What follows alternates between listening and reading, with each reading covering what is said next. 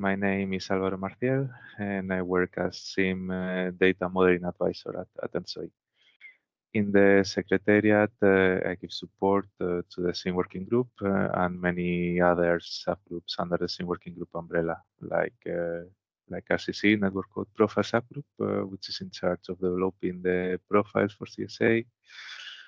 And on top of this, I'm also liaison member in ICTC 57 Working Group 16.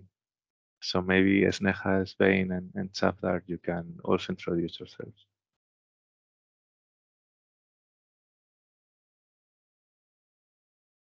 Good morning, everybody. So Sven, let me go first. So I'm Sneha. I work with ENTSO-E in the topic of CGM. I was previously supporting the CGMES subgroup under the SIM working group, and currently I am in the role of CGMOPD task team advisor. And yeah, that's it about me. I leave the floor now to Sven.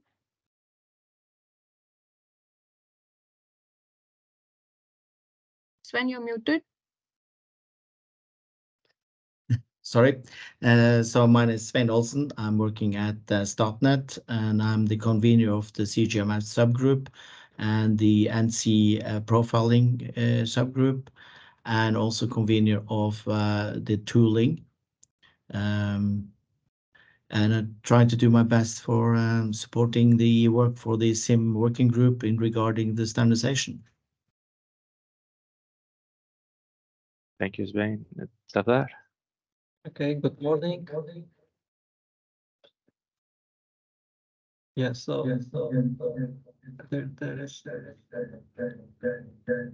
Yeah, there's an echo. Now we cannot hear you, Chavdar.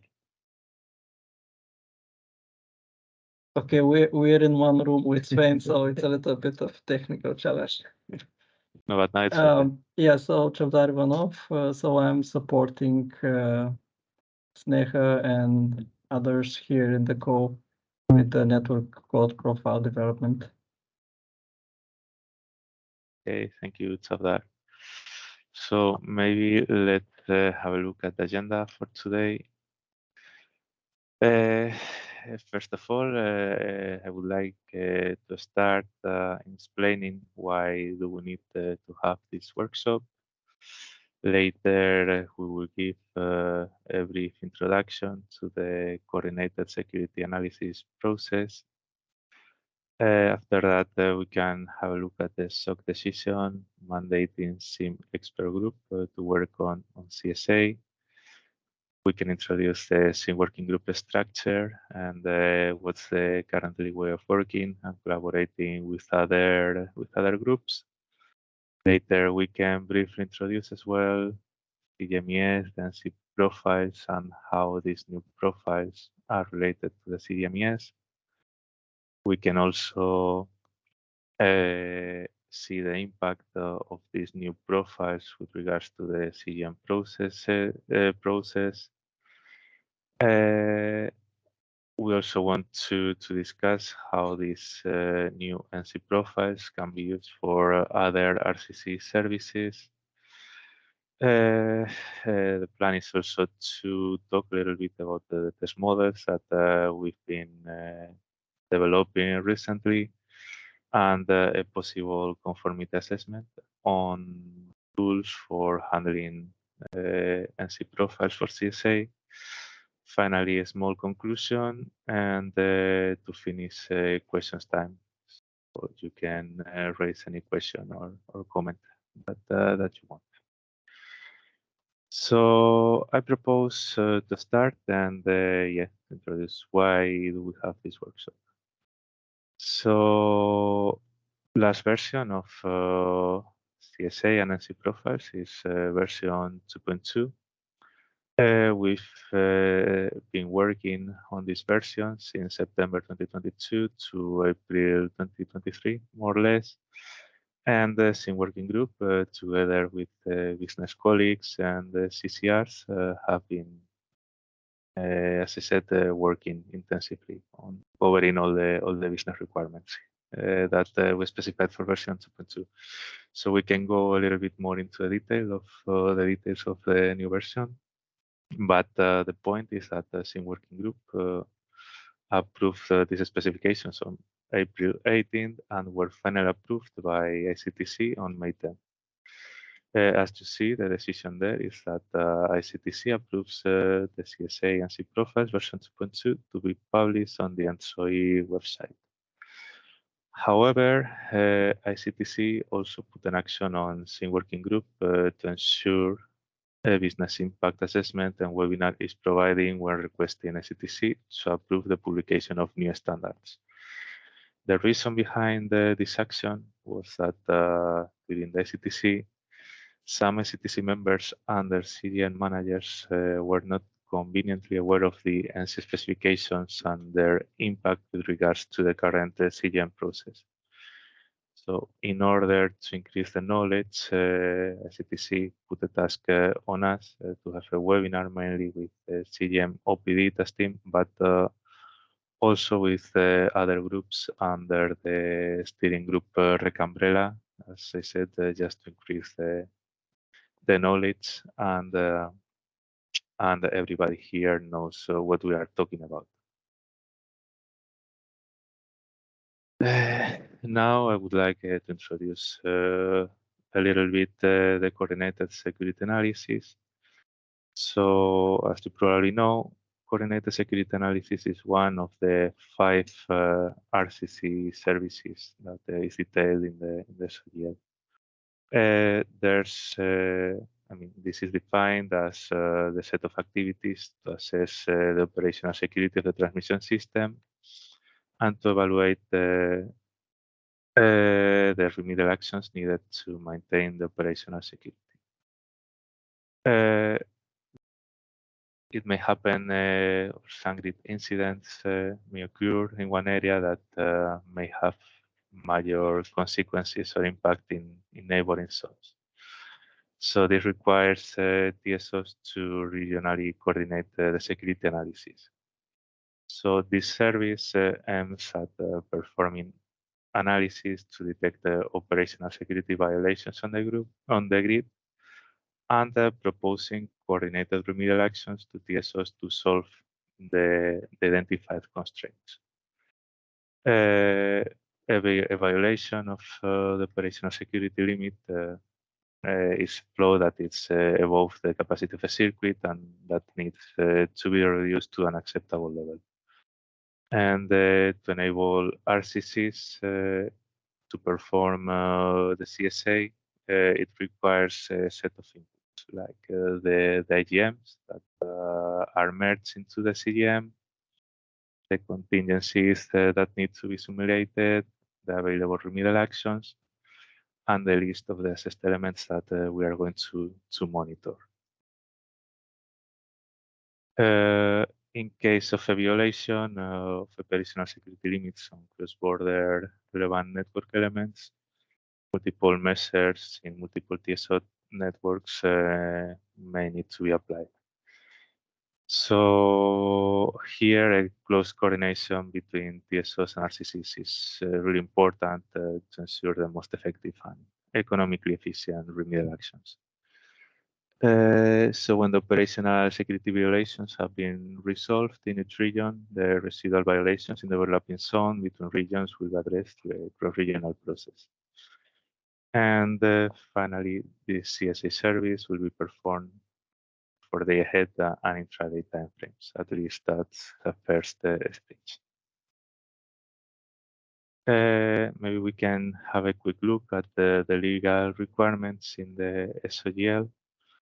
If you have a look at Article 72, it clearly states that each TSO shall perform its operational security analysis using at least the common grid models.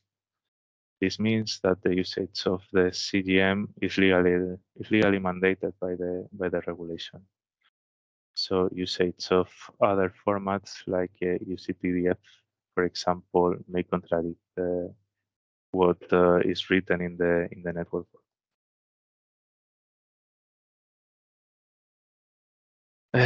Maybe if we go a little bit into the detail, into the process overview, we can quickly review the different steps that are part of the CSA process. First of all, this process starts with an input preparation plus input consistency checks. So in order to allow the representation of the grid and as well the proper assessment of its security and the identification of potential effective and efficient remedial actions, and the mitigation of constraints, the TSOs need to provide the IGM, the list of assessed elements, contingencies, available remedial actions, like we were mentioning a bit before. After that, there's a CSA consistency check, which is a prerequisite for the consistency of the data. And that means that the IGM has been quality checked with the CGM building process, etc. So in order to guarantee that the remedial actions can be used and assessed in later stages, so the RCC need to check that the definition of the remedial actions, assessed element, contingencies, I mean, all these elements need to be checked against the individual grid models. So if there's an inconsistency, the RCC shall report these inconsistencies to the TSO and request an updated input. Only when all inputs are consistent, the nominal process continues with the next step, which is the CGM merging, in which the CGM is merged and all the IGMs are merged all together. After that, the security analysis starts. So here the RCC runs a security assessment against all the contingencies in order to identify potential congestions in the grid. So the security assessment is run according to the rules defined in the CCR methodology. After that, there's a remedial action optimization. So in this step, the most optimal remedial actions are chosen to solve the constraint. The most optimal in terms of most efficient and economic and so on. After the optimization, we have the remedial action coordination. So in which the general purpose of this step is to address CCR interactions and get agreement on all the proposed remedial actions identified by the optimizer in the previous step. Also, potentially any other potential remedial action specifically requested by a TSO can be coordinated as well. And finally, there's a validation session that happens at the end of the process, and the main task here is to review some unresolved constraints and discuss or find the possible follow-up activities by TSOs and RCCs and record the conclusions. So this is more or less the high-level overview of the process. In the ahead time frame, steps 1 to 5 are performed twice, followed by the final validation session, and intra-date happen only once.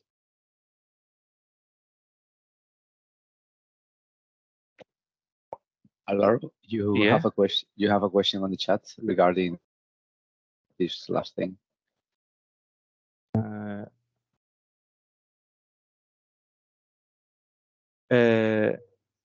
Let me go back to so we can check.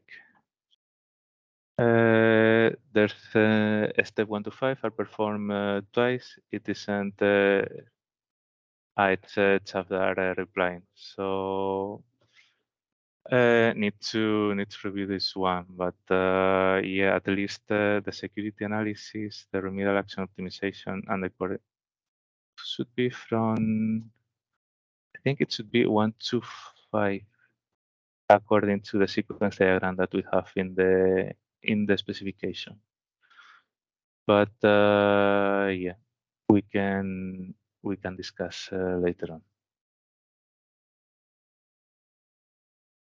I don't know, Chafdar, if you want to complete. Chavda did post an answer. So a little bit depending on how often the IGM is going to be updated, and dealing with preventive or curative remedial action. So if it's preventive remedial action, we kind of have to be being reflected in the IGM. So then you change your forecast based off what you agreed of the remedial action. But some element, if you only have preventive remedial action, like for instance, enabling a system protection scheme, then you don't really need a new IGM for it. And of course, the one that's not affected doesn't really need to do it again. But if it's so it's depending on also the time horizons, because you don't get 2 runs in the intraday. Okay. Is there any other question that we need to tackle at this stage? Okay. So I think that we can continue with the SOC decision mandating CMES per group to develop CSA data exchange profiles. So why did SIM working group start working on coordinated security analysis? So there was a SOC decision on December 4, 2019, mandating CMES per group at the time to work on coordinated security analysis. Following the mandate from SOC, a project group was created under the SIM working group umbrella, and we started to work on the profiles at the beginning of 2020, and we've developed several versions on the CSA specifications. So CMES per group was renamed as SIM working group once ICTC was recently set up. In the next slides, we can show a little bit the structure of that group and how it is working, the approval process. So here it's important to point that SIM working group works based on mandates. And that's why we started working on creating the profiles for CSA.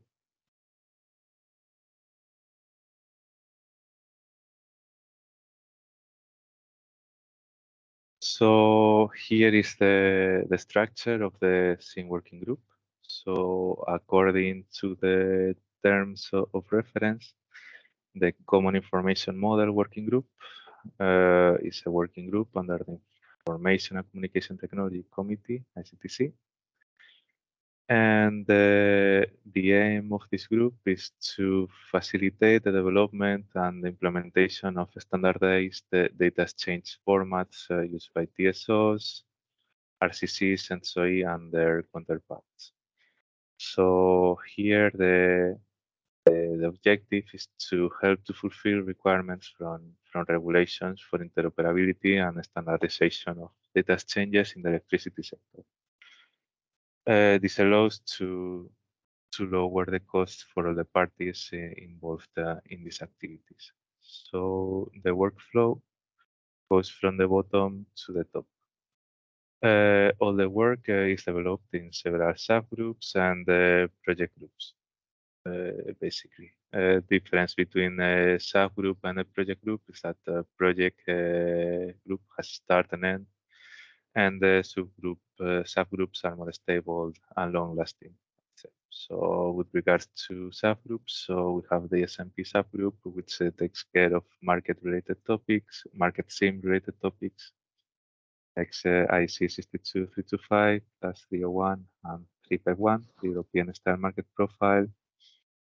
We have the CGMES subgroup that takes care of the maintenance and support of the CGMES and IEC 61 and 70 related topics. We have right now the RCC Network Code Profile subgroup, which in the past was known as the CSA Data Exchange Group. And it's in charge until now has been mainly focused on building density profiles for the CSA service. And in future, if we're mandated to do so, we will start working in other RCC services. Also have the SIM for retail market that takes care of SIM for retail retail market SIM topics. And we have task forces working on regulation, mainly on data interoperability implementing acts, and some other governance group for the SIM profiling tools, for SIM desk, and so on. So all the work, as I said before, is done in these subgroups, and once a deliverable is ready, we escalate it to SIM working group, which reviews in a consensual way the work performed by the subgroups. And if it's okay after the review and if there's consensus, we escalate the steering group ICT strategy and finally the ICTC for final approval. In the next slide, we can see a little more schematic way the approval process. So as I said before, SIM working group works based on mandates. So the business committee send us first a business request. So in the case of CSA, it was SOC sending us a request to SIM working group to work on CSA. After that, SIM working group opens a project group with both business and technical experts on SIM topic. Finally, after that, the project group developed the SIM profiles and data exchange specifications, detailing how to use those profiles, predetermined business process. Once all the work has been ready, there's a 2 weeks commenting review period in which both the SIM working group, the business counterpart, and the project group can provide comments. Those comments are reviewed and the material is updated according to the comments that we have received from these 3 parties here. Then here there's a small business check if the work is compliant with the business requirements, and if there's a consensual agreement, we escalate to the steering group. If not, we analyze what are the issues here and what is avoidant to have the agreement, and we redevelop the SIM profiles until they cover the needs from everyone and everyone is happy with them. Once we have the SIM working group consensual agreement, we escalate to the steering group ICT strategy, which basically endorses the work performed by SIM working group towards ICTC. Basically, if SIM working group has consensually agreed the material in the previous stage, steering group ICT strategy basically acknowledges the work done by SIM working group. After steering group ICT strategy, it goes to ICTC, which also does a review of the material from SIM working group. And if there's any blocking comments, we go back to the beginning to develop the SIM profiles and the exchange specification. And if everything is fine, ICTC approves the material to be published in the ENTSO-E website, and the process finishes here. So we want to remark that we haven't been working on this topic on our own. So we have been working really closely with business counterparts, with CCRs, and yet to ensure that we're covering the requirements from all of them. So what we want to achieve is to have data formats that meet all the requirements from the CCR, and that all CCRs and all TSOs use the same data formats. So this reduces complexity when implementing and reduces the cost. So we've had many meetings with capacity calculation region representatives from different from most of the CCRs, just to try to support them, to understand the regional requirements, solve questions, and give guidance when implementing the models.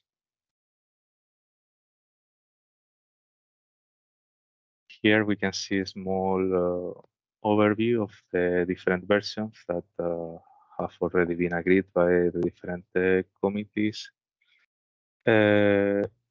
First version was approved by SOC in April 2021, and it was focused on modeling the key elements for coordinated security analysis process, such as the contingencies, the remedial actions, and the assessed elements, mainly amongst others.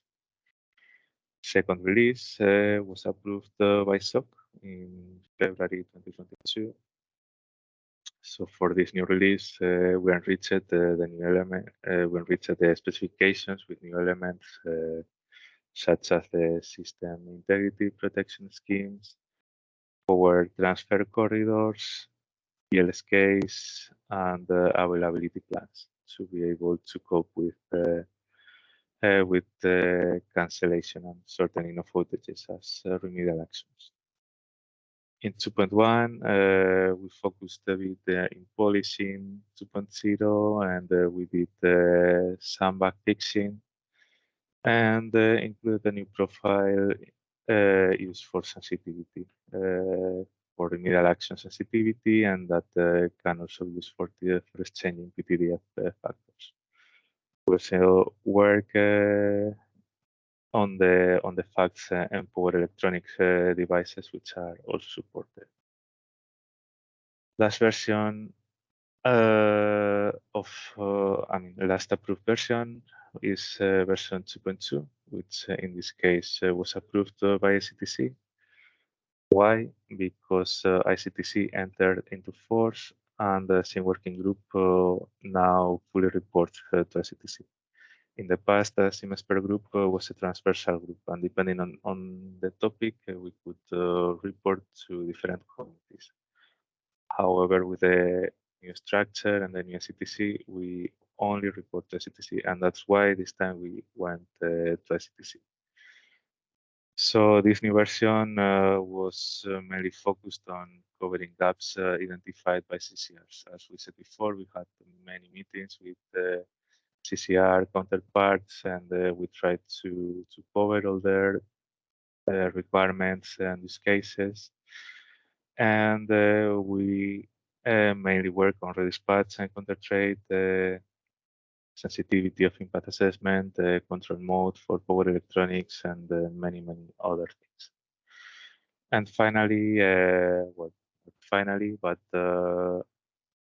we expect at least to have next version 2.3, which should be the delivery date is a bit under discussion, so it will depend a bit on the CCR needs. But mainly what we want to do is to support CCRs and TSOs during the implementation, solving bugs that may arise at this stage. Also work a bit on the evolving contingencies that in which these kind of contingencies are defined in the CSA methodology, and are understanding they refer to the modeling of requires the modeling of relay protection. So we want to have a look at that. And if we are mandated to do so, we want to start working on CCC use cases. So our understanding here is that current NC profiles developed for CSA can mainly cover the inputs for capacity calculation. So we should only focus on the output of capacity calculation. So another important point here is that neither 2.2 nor 2.3 or CGMES 3.0 now are going to be the last versions. So in the software development process, there are always bugs to be fixed. There are always new features to include. So we need to be prepared somehow for a more agile implementation of these profiles. So this is a bit the history of the CSA and NC profiles approval. With regards to the planned go live, we gathered the different planned go lives for each regions. For core, we have June 2025 for the ahead and intraday for September 2026. Greece, Italy for both of them, January 2026. Hansa, June 2026. Italy North, January 2026. Southeast Europe, they had expected for November 2025 and intraday for Q3 2027. And finally, Southwest Europe, which is the first one and is expected to the go live for April 2025. So just for you to know that this is almost the go live of CSA is almost there.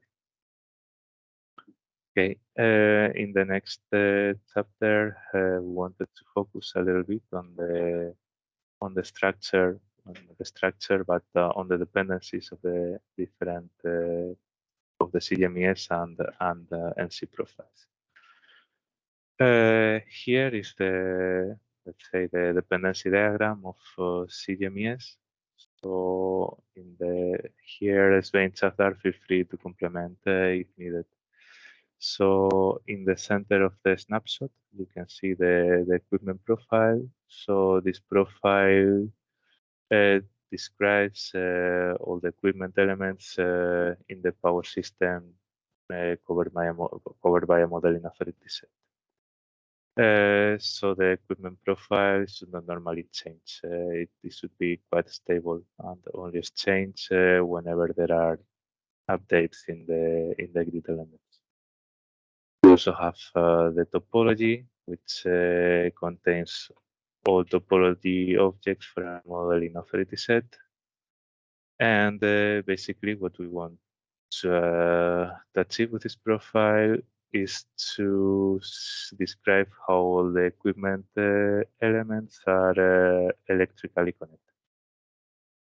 The SSH is the steady state hypothesis and contains all objects required to exchange input parameters to be able to perform load flow simulations. Finally, we have the SV, which is the state variable instance file, and contains all the objects required to complete the specification of steady state solution. Basically, we have the output of a load flow, like voltages, angles, flows, etc. On top of these four ones, we have the boundaries. We have the boundary queue, which contains all the equipment elements for a boundary. And into that 4.15, we also have the boundary topology file, which contains all the topology related boundary objects. I don't know, Svein, if you want to jump in here. Yeah, no, not. I think you're doing a brilliant job, but I just want to emphasize. So it's probably today is just the EQ, the SSH, TP, and the SV that is exchanged, and there is one boundary file for the whole pan-European that is used in the merging. So these are the one emerging, but this is highlighting that there are additional profiles that is linked to the EQ and how this is set up.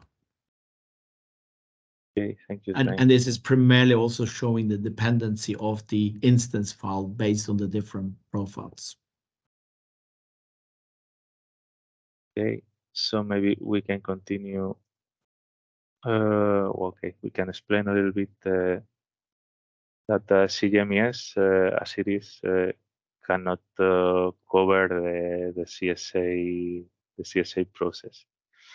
Basically, we needed to extend it with new classes, attributes, and associations.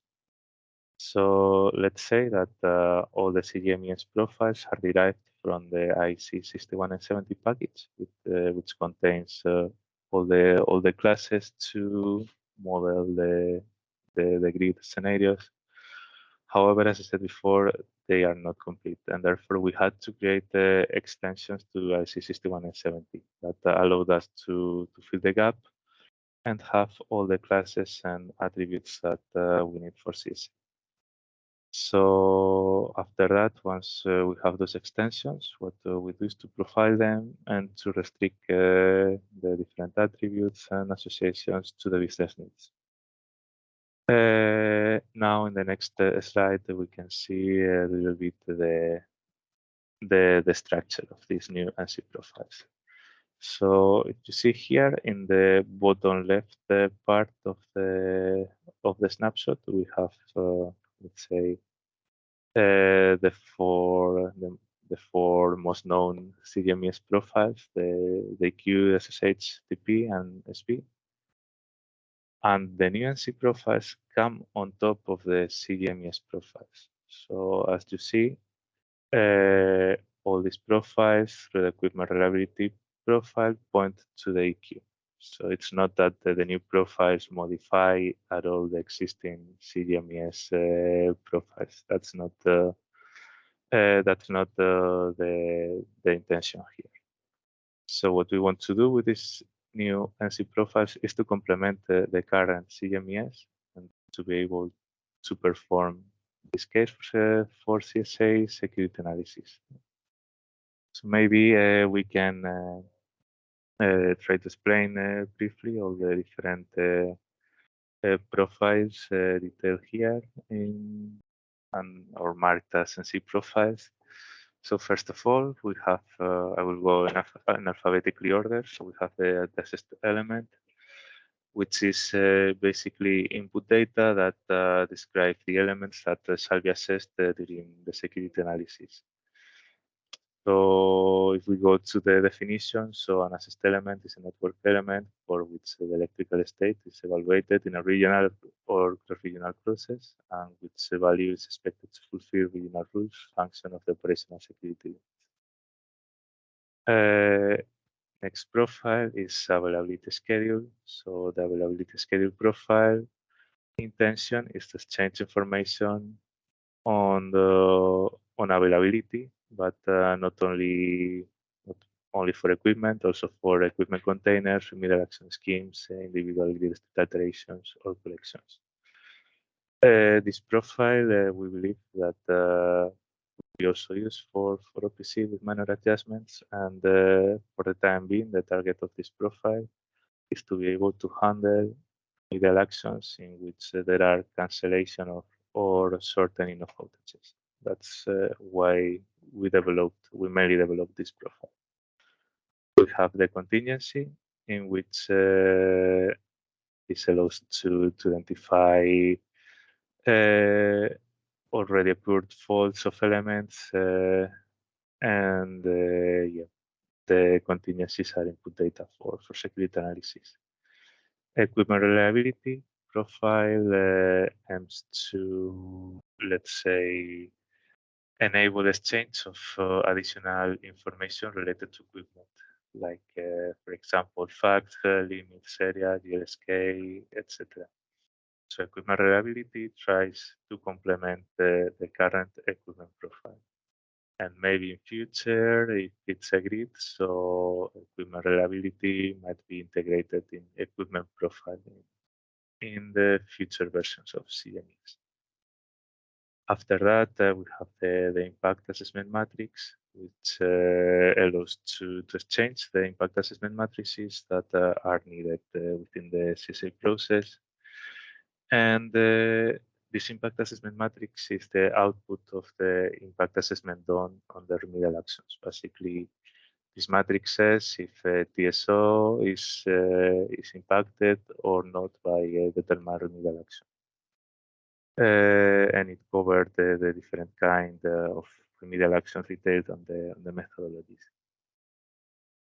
We also have the monitoring area profile that allow to exchange monitoring area related information like the influence factors. This is important because These influence factors allow defining observability areas and external contingency lists, as is detailed in CSA methodology, articles 5.5 and 6.2. And just for information, the observability area and the external contingency list influence factors are published in the SOGL related deliverables in the ENTSO-E web page under SOGL Article 75. So these are values that all TSOs in Europe are currently publishing in ENTSO-E website. Also have the power schedule profile that allows enabling power schedule information and time points. Remedial action profile, which the target here is to exchange remedial actions for CSA, and remedial action is a measure applied by TSOs, several TSOs, to manually or automatically maintain the operational security. So what we aim with a remedial action is to solve constraints in the grid, basically. After that, we have the remedial action schedule, which what we want to do with this one is to change the list of proposed, agreed, and rejected remedial action schedule. So each grid state alteration is part of a remedial action and gets scheduled for the parameter that should be modified. The remedial action schedule is agreed.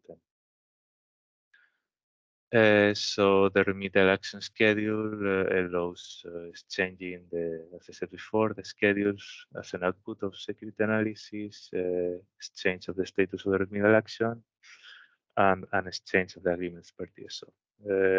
This remedial action schedule profile is an output of CSA, but is an input for the remedial action cost-sharing process. So use this profile as an input. Calculate the settlement costs. Finally, we have security analysis results, which includes the limit violations detected for each assessed element and also for a given contingency. And the limit violation has also direct association to operational limits and contingencies. Sensitivity matrix allows to exchange sensitivity matrices that are needed within the process. Maybe here in this case is the remedial action influence factor, but could also be used to exchange BTDF matrices in capacity calculation as well to keep it quite flexible. Finally, we have the state instruction schedule, which is the state instruction which enables the exchange of additional related schedules like bit schedules, JSK schedules, or availability schedules, for example. The state instruction is a profile that enables exchange information per MTU, but similar to the approach followed in SSH. And finally, on the top, where you see reference metadata, with this one we are mainly referring to the header profile, in which the structure of the header is defined according to the rules defined by W3C. On top of this, on the bottom, we also show the grid disturbance profile that this is used for the PRA process for probability risk assessment, and mainly allows to exchange grid disturbances and faults, and it's mainly used for statistical purposes for probabilistic risk assessment process, which is detailed in CSA methodology. I know maybe Svein, that if you want to say something else here. No, I think you covered this pretty much. I think probably this will probably be an area where there will be some question when in the end of the presentation, but I think yes, sure. I think one of the key things to also understand here is that we are enhancing the reference data, and there are additional needs due to the fact that that the CGM is kind of just building up a state. So we're building up a situation that basically a digital twin, but the CGM is looking at optimizing the the digital twin to solve our problem, and that is a process. So it's interlinked with a process, and we need to have a better, better metadata to deal with, the process. Okay, thank you, Svein. So here you can see the list of remedial actions detailed in SOGL Article 22. So the point here is that all the profiles have been developed based on the network codes and methodologies, and all the concepts and definitions have been extracted from there. So, for example, here they are listed all these kind of remedial actions, redispatches, counter trades, and so on. And this is what you can find later on in the UML profile in the UML class diagram of the remedial action profile. For example, this is a summarized class diagram of the remedial action profile. So here you see in the center that a remedial action. There are the remedial action, and we have specializations of remedial action. We have grid state alteration remedial action, in which there are alterations of the grid state. And under this grid state alteration, we have different kind of alterations for regulating control action, topology action, tap position action, bidding zone action, rotating matching action, all the different kind of grid state alterations are defined.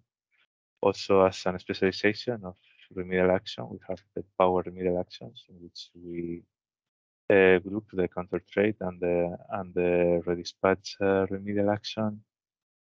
And finally, as a specialization of remedial action, we have the scheme remedial action. So this is just to handle with the remedial action schemes and SIPs. So which are more advanced remedial actions in which there are some triggering and logic behind when applying these remedial actions. I don't know, Svein, here if you also want to include something else on this slide. No, I think you're but the key thing here is that we are building up remedial action that can actually change everything in the SSH.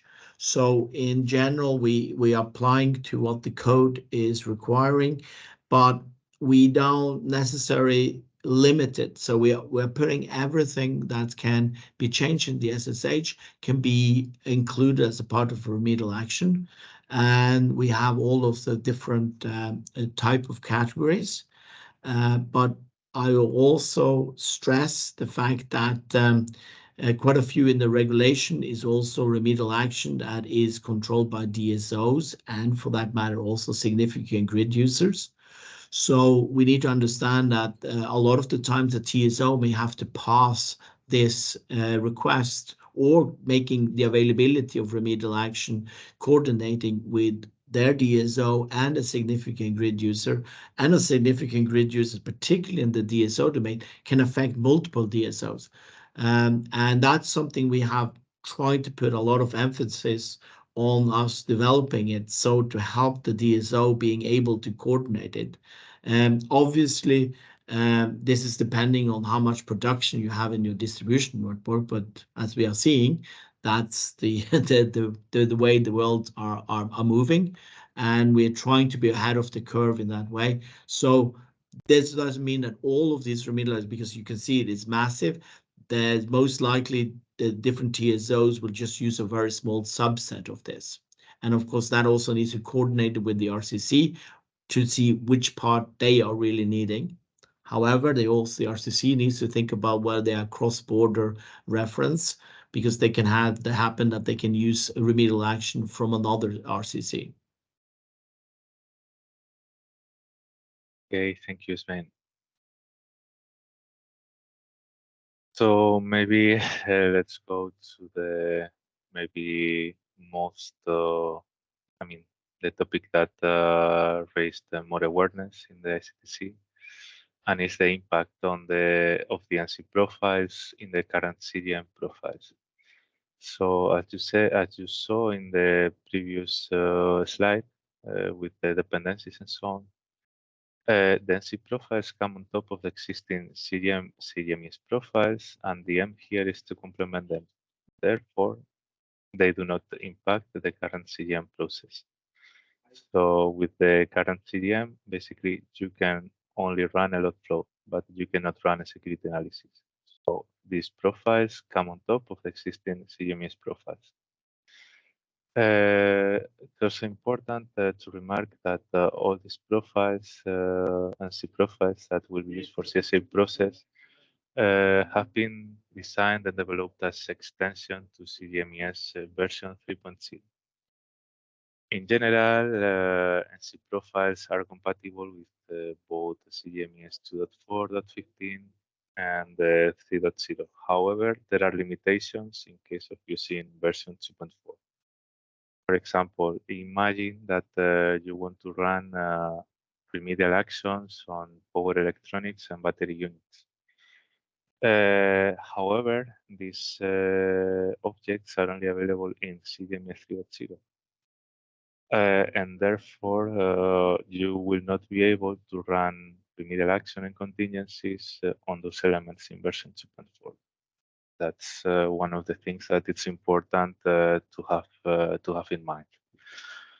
And also about the operational limits is exchange in the equipment instance data in the case of CGMES version 2.4. Therefore, when there's a need to frequently update the information of the limits, this will require that the equipment data is exchanged more frequently. This limitation does not occur, for example, if IGM and CGM are using CGMES version 3.0 because the operational limits are exchanged in the SSH and not the. I don't know, Svein, Savda, if you want to add something else here. I think this gives a very good overview. So again, a little bit difficult for us to maintain both test models and everything for multiple versions. And also bear in mind that the 2.4 has a deviation from the TS. But the general is that, as you pointed out, well, we develop it on top of that, but the most of the feature is exactly the same. There's just adding some of new elements that's been requested and is needed for instance, do dynamics.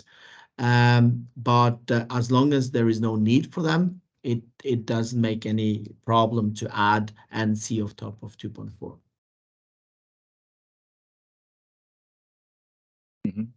Thank you, Svein. Maybe in case of questions, we can maybe discuss them all at the end of the presentation. Is any of you have any question or comment here?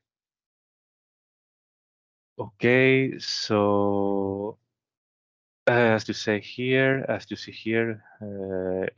we do not only have coordinated security analysis. On top of this, there are some other RCC services like capacity calculation, security analysis, planning, etc. And now with the new regulations and the clean energy package, there are also new services like defense and restoration plans, critical grid situation management, and new RCC tasks from clean energy package mainly.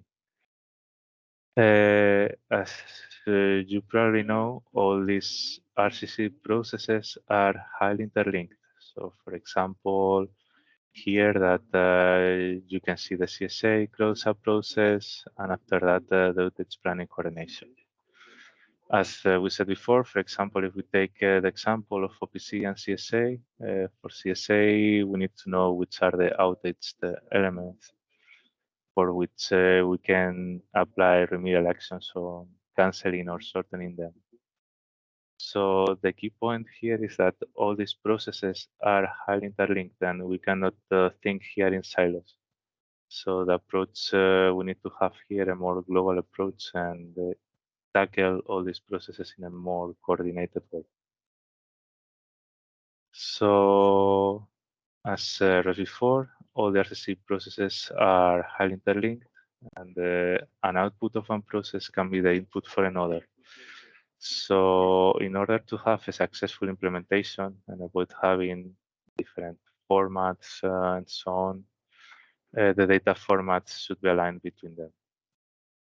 Just for information, regional STA and OPC need to run security analysis as well, and it would be recommended to use NC profiles for this purpose. Just for information, some regions like Italy North and the core have already shown us their interest to use the current NC profiles for CCC process. So as I think that I explained before, so the general thought is that the current format will handle the CCC inputs, but some work may be needed for the output. So next versions of the NC profiles shall be focused on covering the use cases of RCC services if SIM working group is mandated to do so. As explained before, it's really important for us to have mandates from the business counterparts. Otherwise, it's difficult for us to start working on it. Maybe we can go a little bit on the test models and the conformity assessment. So what we've noticed with this is that TSO and RCC engineers many are not really familiar with the UML models, and sometimes for them it's challenging to understand the design of a SIM profile. So we've been required by, let's say, by the TSO RCC community to develop test models. So these test models will allow to have XML examples, which are like the ones that will be used in future when the process is in production. So test models, they are interesting because they allow us to test the different, the structure, cardinalities, and data types for application parsing. And as to see here, the plan is to create 3 different test configurations. TC1, which is the most basic, TC2, which is optimized, is the intermediate, TC3, which is the performance and is the most advanced. TC1 is based on microgrid model and has only 2 TSOs and a boundary. The objective is that this test configuration is entry-level configuration, just to demonstrate the basic principles of the NC profiles. TC2 increases a little bit the level of complexity and is based on multiple models and created by combining small grid, spedal, and microgrid models. And here we can have a different granularity, and we are able to represent 4 or 5 TSOs. And it also allows to model HVDC interconnection. And finally, TC3, which is the most advanced testing or test configuration, and it's going to be the last one to be developed. And it's foreseen to be based on TC2, and this test configuration may include some additional test configurations for using or use that can be used with the real TSO data. For the moment, TC1 and TC2 are available, and some work is going on for TC3. It's the most important. With regards to the conformity assessment, we've been asked by some colleagues if a conformity assessment for CSA could be set up, and maybe for the people who is not very familiar with what it is, a conformity assessment. So basically, it allows to test the interoperability of applications used by TSOs and RCCs and which use the NC profiles. The objective of this conformity assessment is to ensure the interoperability of the applications, as we said before.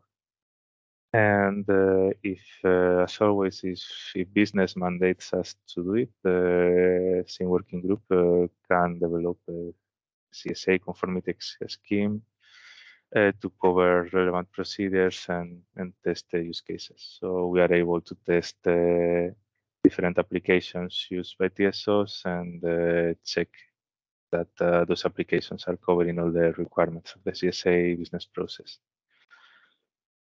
And yeah, as it currently happens with the CGMES conformity assessment, so suppliers will be requested to use documentation and test configuration and submit their declaration of conformity at earliest convenience. Maybe Spain here you can complement something else if I missed something. I think you did a very good job summarizing this. Well, we kind of haven't been able too much to write exactly the as use cases here. So this is something we are incorporating. But now when we are starting to work with the CCC, we are trying to do it a little bit more the right way. So we kind of indicating what's the use case, and these use cases then becomes test cases. Because in general, we don't say these are not all the use cases because we cannot model all of them, but these are the main drivers. And of course, at the same time as these being main driver to develop the standards, these are also the main driver to test that the standards does what we expect it to do, and later on test them against the software, that the software can do what we expect. So and we are looking then to kind of improve the testing. So the general work, we are now publishing the data. We have the allowance to go to a GitHub. So a little bit what Christian is pointing out is difficult to find things because the website itself is more for a human integration. But what we want is making sure that we can have machine to machine. But as these projects, as you pointed out, are moving closer to operation and testing it out, there is a chance that we have made some mistake. I mean, of course, it's very, very small, but there is a chance. So, and of course, the earlier we catch them, the better it is. And that's why we emphasizing quite a lot in regards to test models. And the whole idea is that we are able to move the idea of the test model to conformity assessment. Because in the conformity assessment, we also open the room for not all system needs to support all the use cases, but by the fact that you have a list of which tool has passed which use cases, it gives you a better understanding of their capability and which tools you can do for what. Because this will be complicated, because as this remedial action also had to be exchanged and distributed internally by the TSO, it is also important to understand what type of capability. And we're working quite hard with the vendors that also they are contributing when things are unclear, because we don't want to push that unclarity down to each of the TSO, but trying to solve it from our standardization group and the different vendor. But of course, we need to be trying to inform everybody and bring everybody on board and giving the feedback.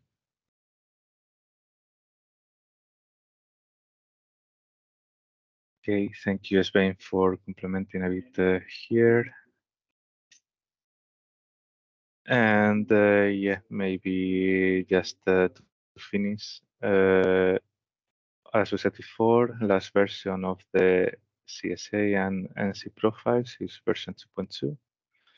And now everything is published and available in the CGMES library, which is in the ENTSO-E website. So maybe we can quickly have a look at it because it is only a snapshot. So I can point where you can find all the material here.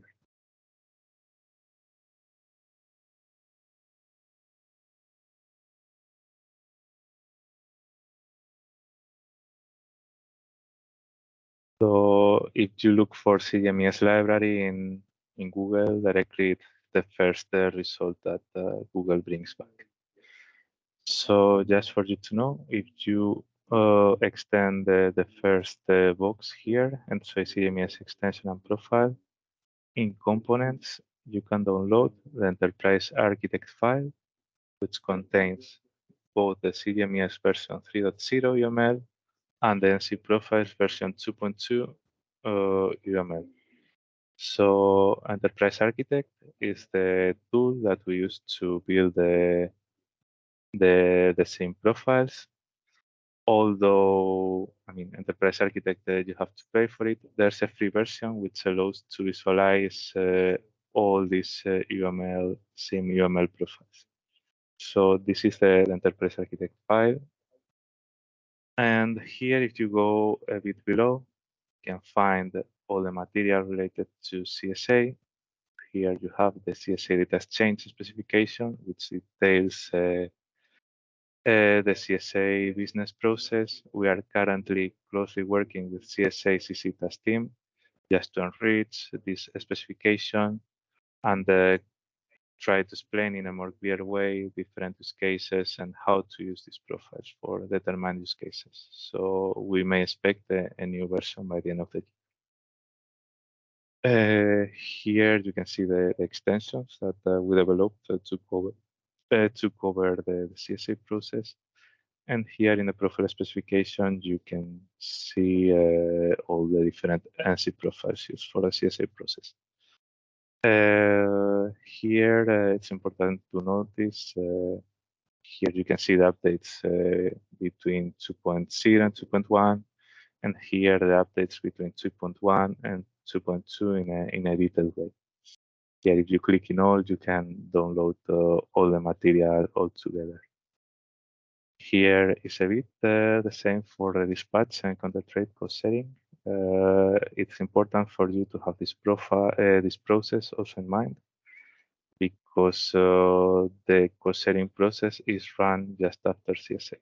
So they use the remedial action schedule as an input, and the output is the settling of the cost of applying the remedial actions. So have also a look at this process. Here we have the implementation guide detailing the process and the profile specification detailing the UML. We also have the probabilistic risk assessment. So here you can find the profile specification of the grid disturbance profile. And this is the profile that will be used to gather all the faults and grid disturbance, and that will be used to build statistical studies on risk assessment.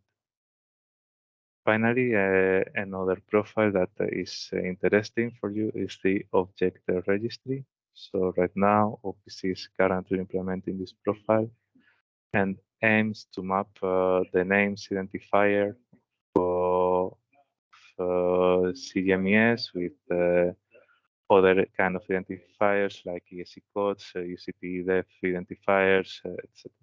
So you can also find it here. And on top of that, you can find the CGM material, the T1DP material, and the CGMES specification, and CGMES roadmap as well. So this is a really interesting place for you to have a look at, and yeah, to check all the material that we have here. And yeah, that's all from my side. So I would like that you raise your questions and you participate a little bit, and it's not only a monologue on our side. So yeah, feel free to ask your questions, if any, and Svein, Chavdar, Sneha, and myself will try to answer to you.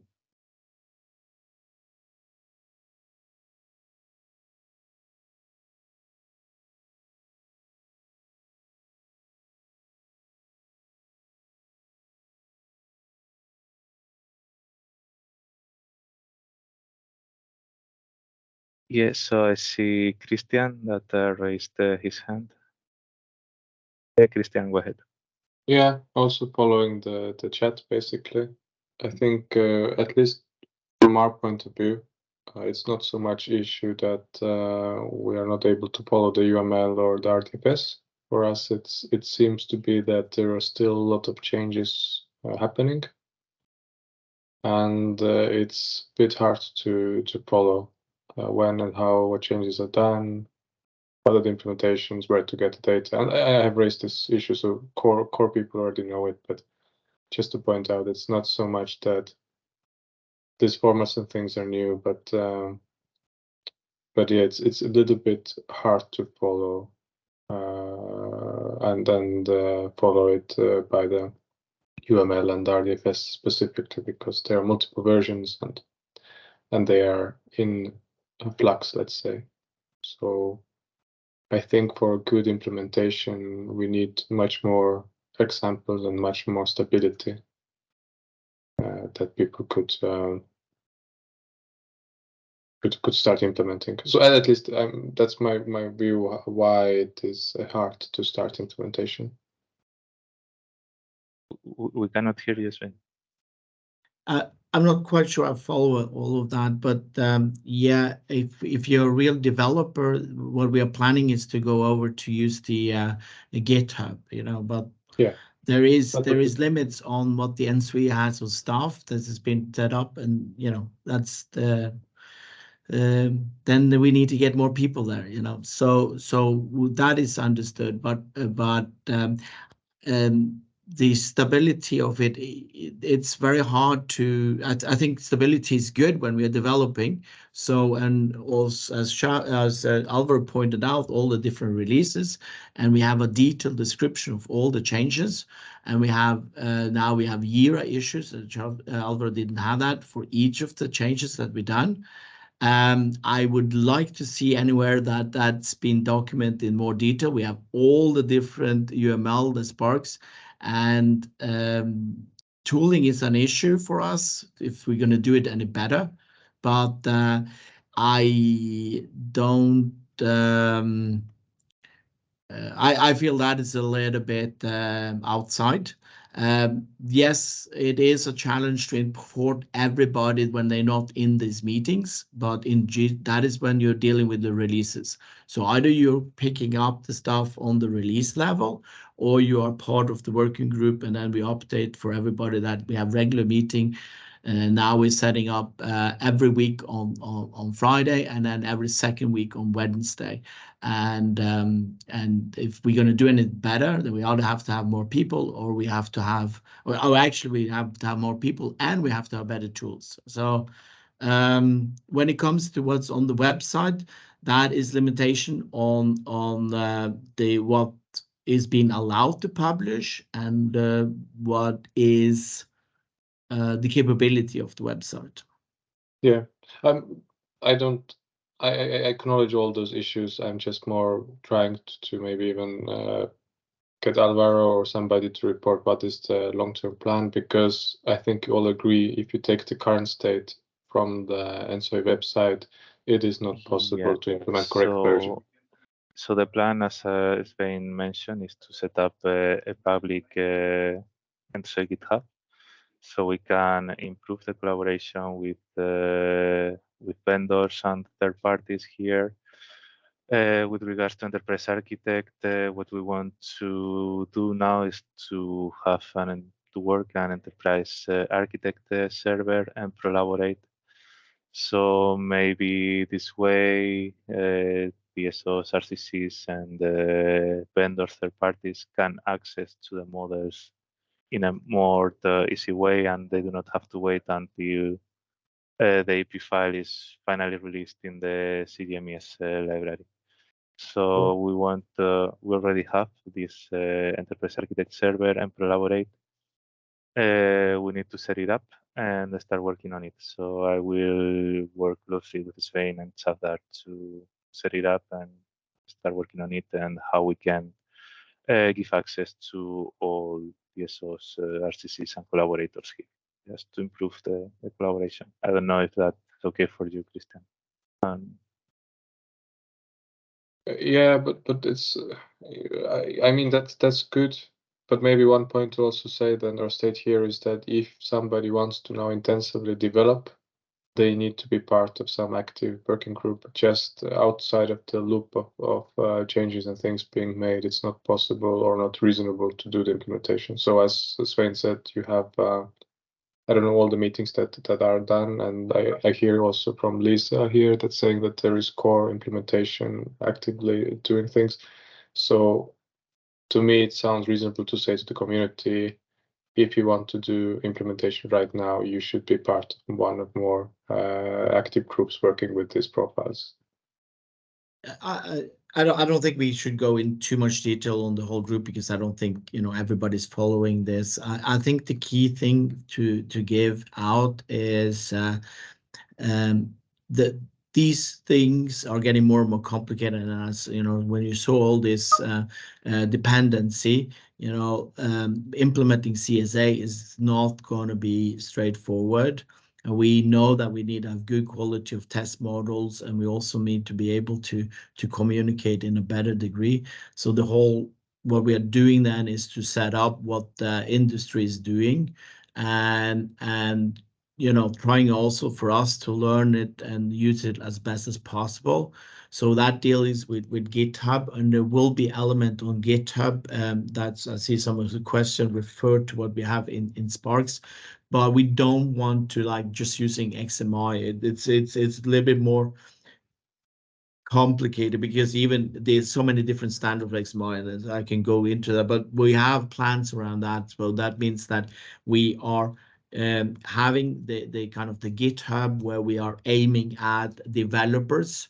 So that's kind of the core impress, and then everything machine readable. However, we are trying to also find a way to exploit it. So everything, because when things are machine readable, we can actually have something that makes it human readable much easier. But that's the approach on that. And as Alvaro says, we also have a project to have a better way of sharing the Sparks.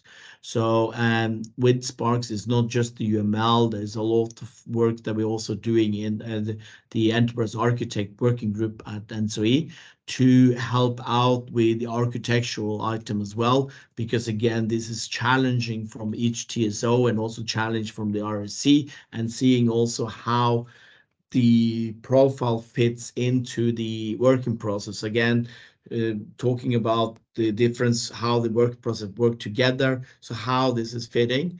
But it's not easy done, because also the fact that we all have history of things that makes it's in a way that we have to build a new road as people are using the old one, and we may have to have some detours, because the way for meeting the forward. So it's like building a sail ship while we are sailing. So there are quite a bit of challenge here, but basically we both see the needs for informing everybody, and you can see we're working on this for 3 years now, almost have set this up. And there are still people that didn't know that this was happening. So, and it's good that we have this kind of meeting giving an overall view and being catching up. But it's also, it is generally also a challenge, because there's so much other things goes on. We are very aware of it, but how do we know all of it?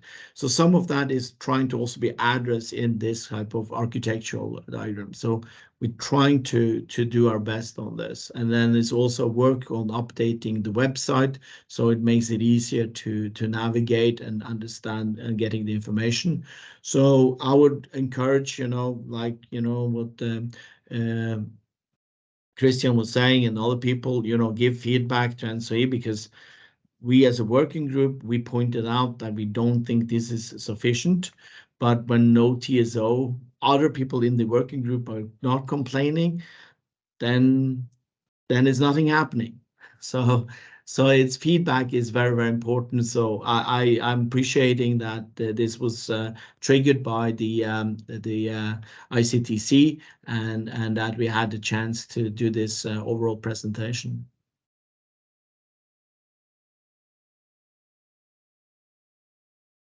Alvaro, have you been able to check if there's been some issue coming up that we?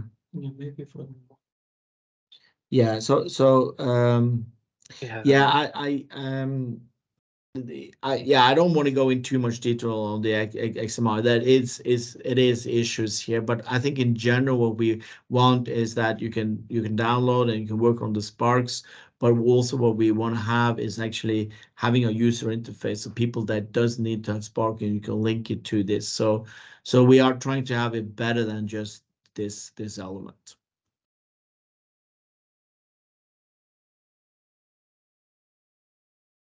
Chapter, as you've been taking care a bit of the chat, is there any question from there that we need to focus on or to explain a bit more in detail? No, I think we answered all of them. Maybe something what came to my mind now is that most of the people here are in the different task teams and business units. It's very important that when discussions about business requirements and this support are coming into these discussions, to also keep in mind to give the necessary mandates to the SIM working group in order this to be achieved. And like these requests to have the things on the website, we have in mind that this needs to be done, but it also should be the business emphasis that it should be some priority put on that so that ENTSO-E can prioritize.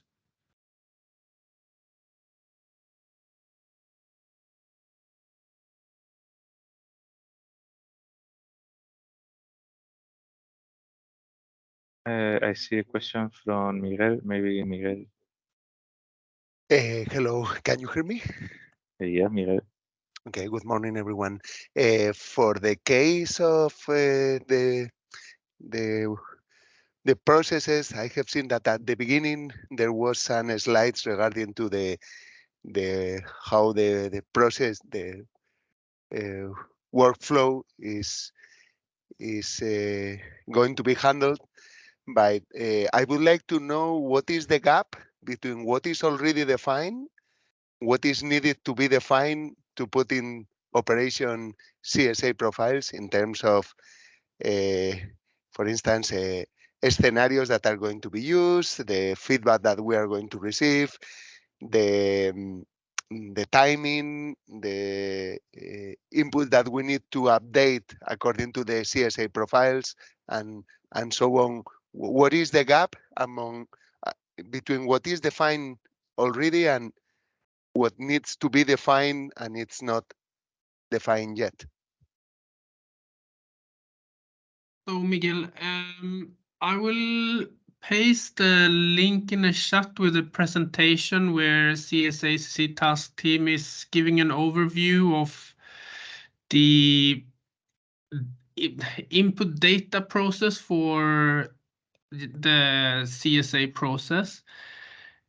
Would you mind having a look at that presentation and get back to me if there's still some questions that isn't answered by the presentation, and maybe I can get you in contact with Rodolfo, the CSA task team convener. Okay, thank you so much. No problem. So I'm gonna post the link, and if you can't access it, let me know and I'll fix it. Okay, thank you.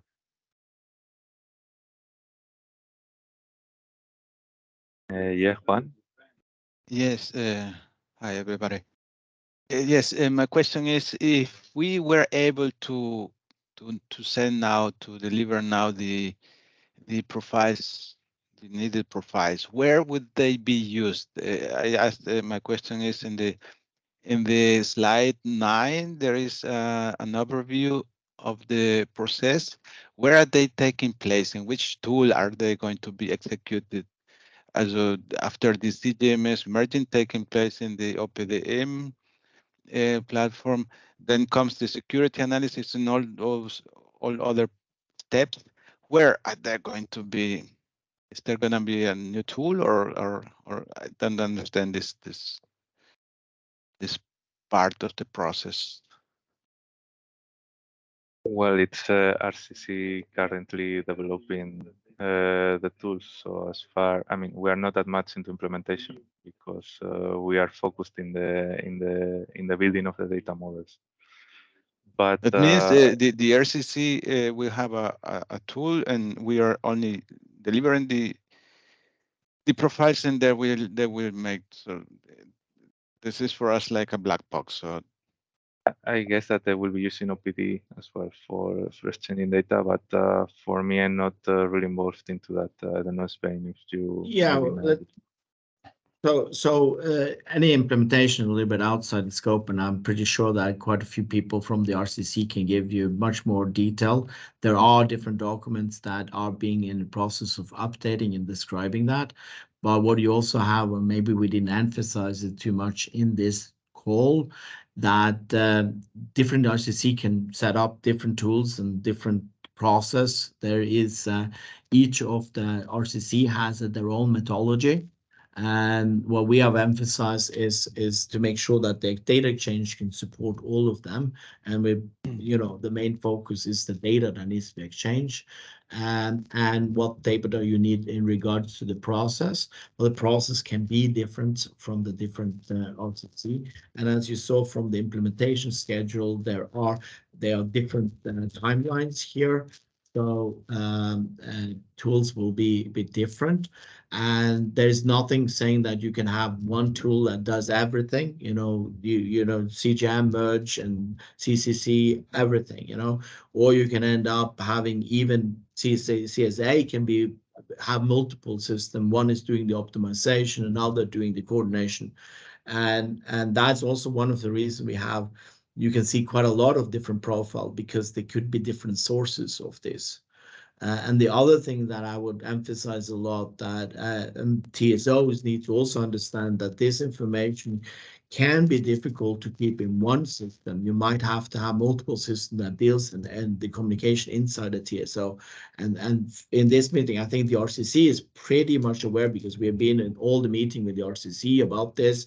And I'm afraid that all of TSO may not be aware of it. And again, as we said, if you don't really have much remedial action, or you don't really have much need for remedial action, a lot of this is not that important for you. But if you're relying on a lot of this remedial action to be able to operate your levers, so meaning that in general you are on the edge of your operational limits, this becomes extremely important. So I would encourage all the CGM manager to being a dialogue with the one that's responsible for both CSA and CCC, and OPC for that matter, moving forward, because as you are squeezing your system, this becomes important. But if you have lots of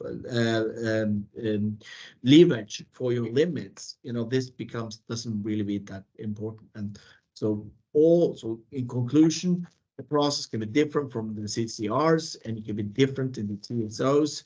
And again, when we talk about DSO, this becomes extremely much different, because some people have really non-DSOs because they're doing everything. Some other has some big DSOs that is really doing everything, and as a TSO, you minimums. So you have the whole range. So just be aware of it, and that makes it very difficult or challenging for us, because we need to find an exchange format or exchange structure, which is the right way of saying it, that fits all of them. Maybe JJ, you can complement a little bit here.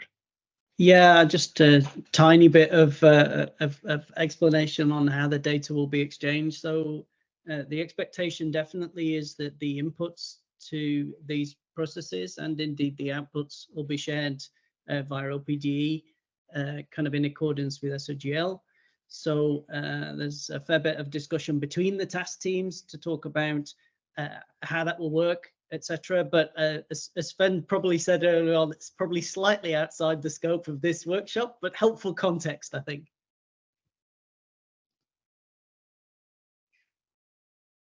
Juan, I see that your hand is still raised. I don't know if you have any other question here. No, Okay. actually I tried to take my hand off. Sorry. Oh, okay, no I'm problem. done. Okay. Any other question in the chat that maybe we have not tackled, or any other comment that you want to raise? Feel free.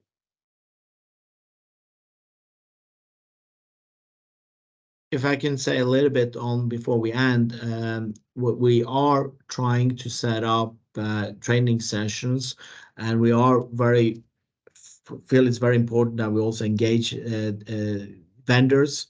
And if I can really make another play to everybody is really notify your vendors about these specifications and have them look at it so they can start thinking about what they can implement, not implement. And we do have an email that we can people concerned can be raised, and we can try to put all of these type of issues into our training sessions. So but what we are a little bit waiting for is that we have the quality of the test models in a level, because most people would understand it better when you have some examples that you can go through and emphasize this.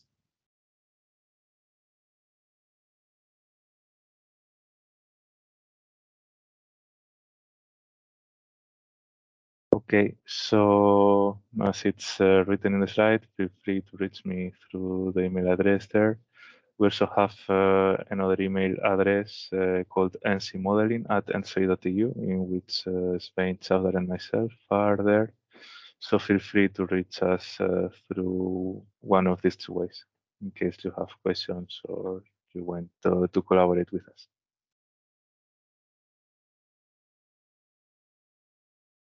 And yeah, so that's it from our side. So maybe if there are no more topics, we can close the call. So yeah, thank you everybody for joining the call. We hope this workshop was useful for you, at least to understand a little bit the NC profiles and how they are working with the CGM and so on. And yeah, looking forward to collaborate more fluently with all of you. So we are all in the same boat and we are more coordinated for future. So thank you for joining. Have a nice day.